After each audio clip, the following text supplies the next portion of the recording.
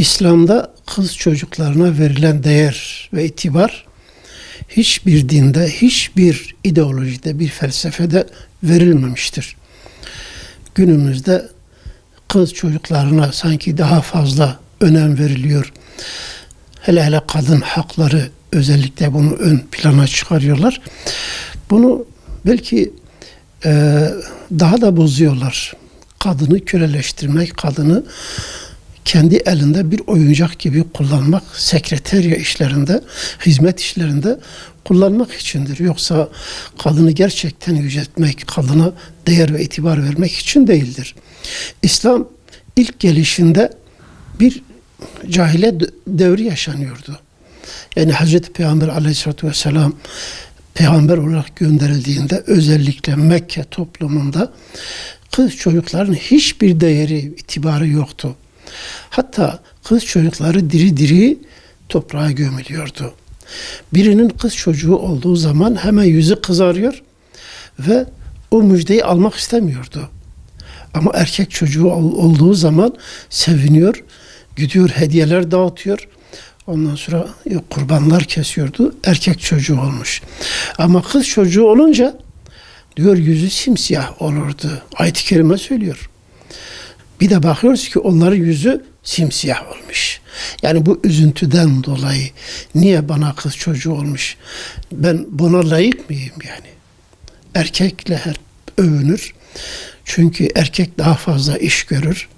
Erkek savaşlarda özellikle o günkü toplumda erkek çocukları çok olan sırtı daha kuvvetli olur.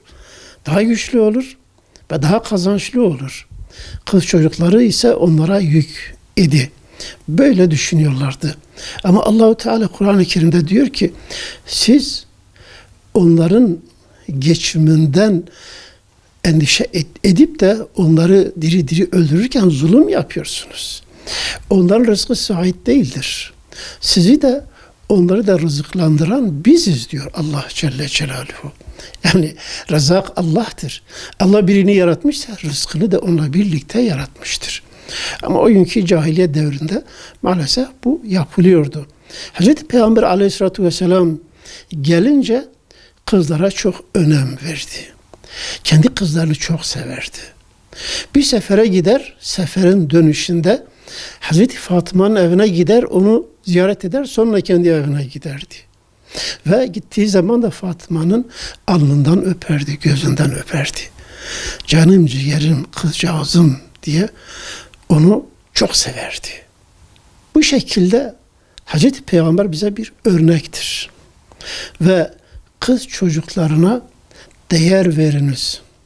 Kız çocukları evin neşesidir. Kız çocukları rızkın vesilesidir. Allahu Teala kız çocuklarıyla belki bizi onların sayesinde rızıklandırıyor da biz farkında değiliz yani. Zannediyoruz ki onlar olunca biz onların rızkını temin etmekte zorlanacağız. Az çocuk yapmak, az yük almak, az külfet sahibi olmak düşüncesiyle insanlar nesli kısıtlıyor. Allah'ın gelişmesini, çoğalmasını istediği, Resulullah Aleyhisselatü Vesselam'ın özellikle ümmetim çok olsun, evleriniz, çoğalınız, çünkü ben kıyamet günü sizin çokluğunuzla diğer ümmetlere karşı iftihar edeceğim. Ümmetimin çok olmasını isterim. Böyle bir teşvik var iken biz neslimizi köreltiyoruz. Neden? Çünkü biz bu dersi Kur'an'ımızdan almıyoruz ki. Resulümüz Aleyhisselatü Vesselam'dan bu dersi almıyoruz ki. Doğu Batı felsefelerinden alıyoruz. Düşmanların sesine kulak veriyoruz. Onlar bizim çoğalmamızı istemezler. Neslimizin yok olmasını isterler. Bundan dolayı yani biz günümüzde özellikle kız çocuklarına daha fazla ihtimam göstermemiz gerekiyor. Çünkü Allah Resulü Aleyhisselatü Vesselam onlara fazla değer vermiş. Onlara kıymet vermiş. Ve bir kız çocuğunu yetiştirip evlendiren, salih bir eşle evlendiren cennetin yarısını kazanmıştır. 2 tane kız çocuğunu yetiştirip İslam terbiyesiyle terbiye eden, sonra evlendiren cennet hak olmuştur artık. Hatta bir sahabi demiş ki ya Resulallah benimki bir tanedir. Bir tane de olur mu? Evet demiş, bir tane de olursa sen onu hakkıyla yetiştirip büyütsen, terbiye etsen, salih bir eşle evlendirsen sana da cennet vardır. Yani evet, onlara bakan, onları yetiştiren, güzel bir ahlak ile, güzel bir edeple, sonra salih bir eş ile evlendiren bu derece mükafat verilmekle taltif edilmiştir Resulullah Aleyhisselatü Vesselam tarafından. Allah Celle Celaluhu bu konuda bizleri Resul'ün yolunu takip eden, onun gibi kızlarını seven, okşayan, kucaklayan, öpen ve güzel bir terbiyeyle yetiştirip güzel eşlerle evlendirenlerden eylesin. Özellikle günümüzde kız çocuklarına miras verilmemektedir. Bu bir zulümdür. Oysa ki İslam onlara ehemmiyet vermemizi, onlara mutlaka gerekli olan haklarını vermemiz gerekiyor. Bunu bizlere emretmiştir.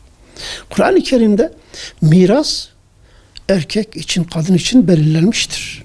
Bu bir haktır. Kur'an'da nas ile sabittir. Ki Allah Celle Celaluhu buyuruyor. لِذَّكَرِ مِثْلُ حَظِّ الْاُنْثَيَيْنِ Erkek için kadının 2 kat hakkı vardır. 2 misli vardır. Yani bir baba bir erkek bir kız bırakıyorsa o mirastan erkeğe 2 pay veriliyor, kıza 1 pay. Ne kadar çok olursa olsun kızlara 1, erkeğe 2. Allah-u Teala burada acaba kız haklarının hakkını çiğnemiş midir? Hayır.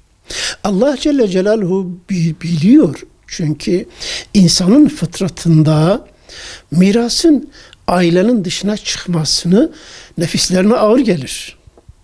Nefislerine ağır gelir. Bu yani engel teşkil etmesin diye yarıya indirmiştir. Ama yine adalet vardır. Çünkü kız çocuğu evlendiği kişi de o da babasından 2 pay miras alıyor. Bu kardeşi de kendi 2 pay alıyor ama eşi de mirastan yine 1 pay alıyor.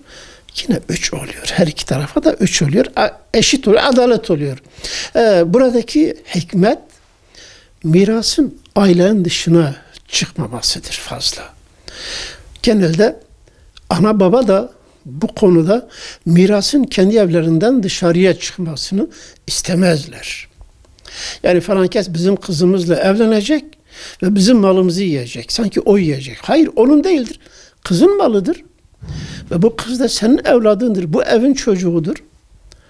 En azından Allah'ın belirlediği o hakkı vermek gerekiyor. Bu hakkı vermeyenler zulüm yapıyorlar. Buna karşı günümüzde beşeri hukukta tutmuş eşit pay. Erkeğe 1, kadına 1. Allah-u Teala diyor erkeğe 2, kadına 1. Ama bunlar diyor ki erkeğe 1, kadına 1. Bu da zulümdür. Birine hakkından fazlası az vermek nasıl zulüm ise hakkından fazlasını vermek de zulümdür. Bu beşeri kanunları öğrenen birçok kız çocukları gidip mahkeme açıyor. Ve birebir artık erkeğe ne kadar düşüyorsa o da o kadar pay alıyor. Devletin verdiği bir hak. Allah katında bir hak mıdır? Hayır. Bu Müslüman bacılarımıza da tavsiyemiz Allah'ın kendilerine verdiği hakkı alsınlar, istesinler, bağışlamasınlar. Niye bağışlıyorlar? Diyorlar ki bak ki hiç kimse almıyor, sen de alma. Bizim mahallemizde, bizim köyümüzde ve bizim aşiretimizde bugüne kadar kızlar babadan miras almamış, erkek kardeşlerine bırakmış. Sanki bir mahalle baskısı vardır. O da almaktan çekiniyor. Ben şimdi alsam beni kınayacaklar ve bu psikoloji altında hakkından vazgeçiyor, hibe ediyor. Aslında hibe etmiyor. Gönlünde o hak vardır ama verilmiyor kendisine. Bu bir zulümdür. Hibe etse dahi eğer kalben bunu yapmamışsa, hibe etmemişse bu bir haksızlıktır. O hak yerini bulmamıştır yani. Bunu yiyen erkek de bilsin ki zulüm yapmıştır. Başkasının hakkına girmiştir. Bilmesi lazım. Allah bize kendisinin koyduğu şeriat çerçevesinde adaletle hükmetmeyi ve adaletle yaşamayı, hak hukuk belirlemeyi dikkate alanlardan eylesin. İslam'ı bırakıp da beşeri nizamlarla, sistemlerle hayat şeklini belirleyenlerden de uzak eylesin diyorum.